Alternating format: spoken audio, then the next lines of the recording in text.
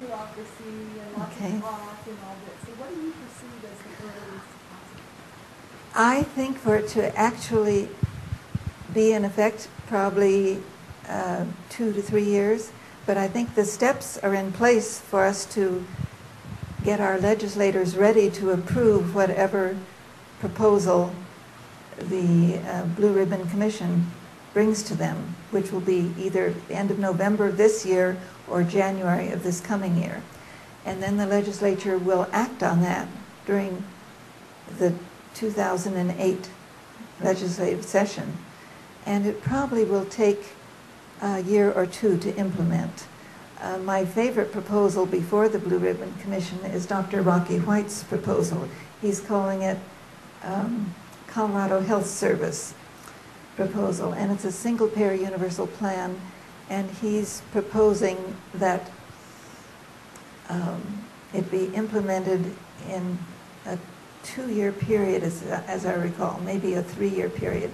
First, it would be everyone up to age 18, and then it would be everyone up to 65, and the final step would be all the Medicare patients would be folded into the universal plan. So I think by 2010, we could have it working. Are you giving your input?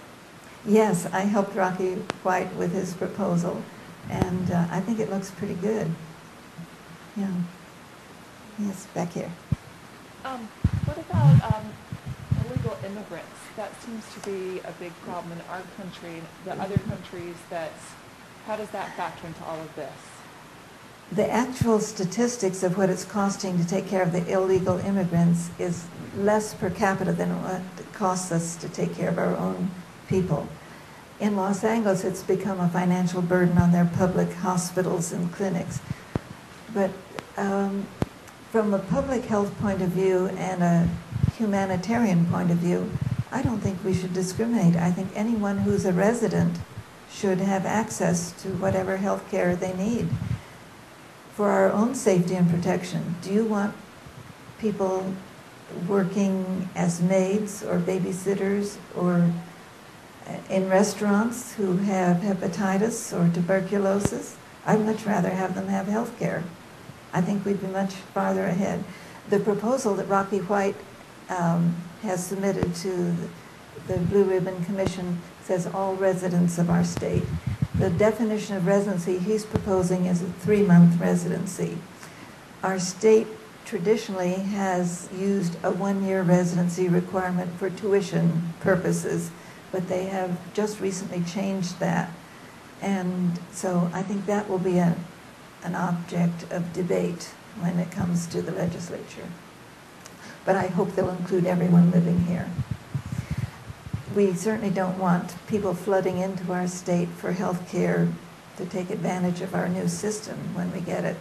So there needs to be some sort of residency requirement.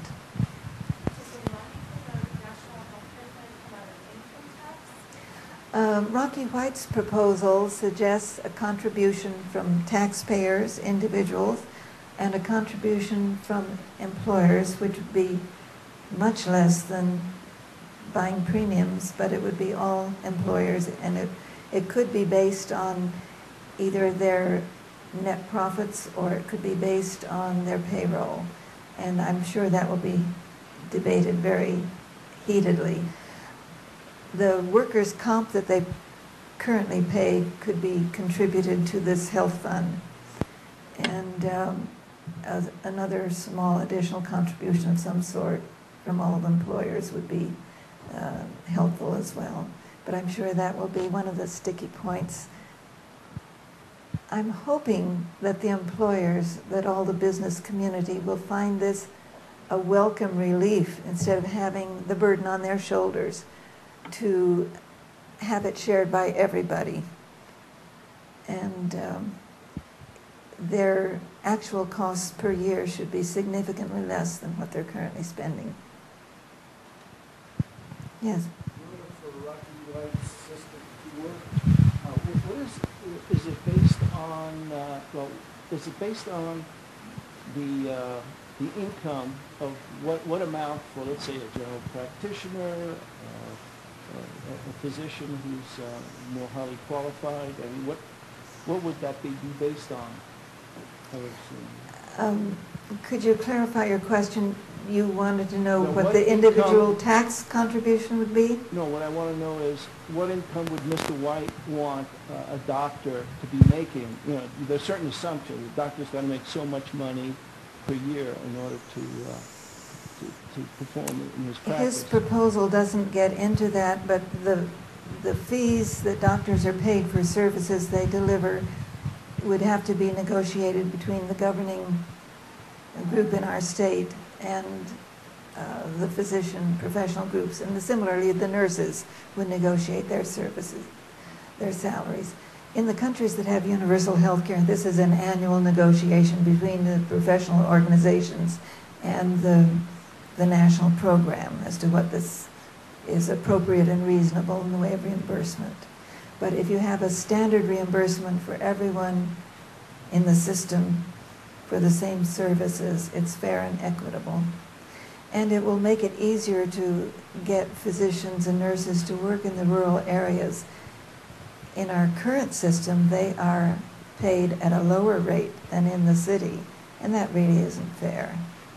Their cost of living may be more modest, but their risk and their liability are greater, and they should be compensated the same. Yes? I know there are people in the country who abuse the healthcare system. We're talking about the people who are patients, and they will go to the doctor for every little ache of pain. Are we going to let that continue, or how do you handle something like that? That's definitely a burden on the system. The question of people abusing the system and going to physicians for every little ache and pain. In Florida, I hear where there are so many retired people that there are some people who amuse themselves by visiting many doctors, whether they need to or not. The countries that are doing it so well with universal plans don't seem to have that problem. In addition to everyone having a personal physician who, in a sense, is the coordinator of services and arranges the referrals. You don't go off on your own to a specialist just because you think your toenail might be ingrown. Your physician would determine whether you need to see a specialist and then would make the arrangements for you and would get the communication back on what's recommended. And so, in a way, your personal physician becomes a gatekeeper, a collaborator in your achieving health and well-being.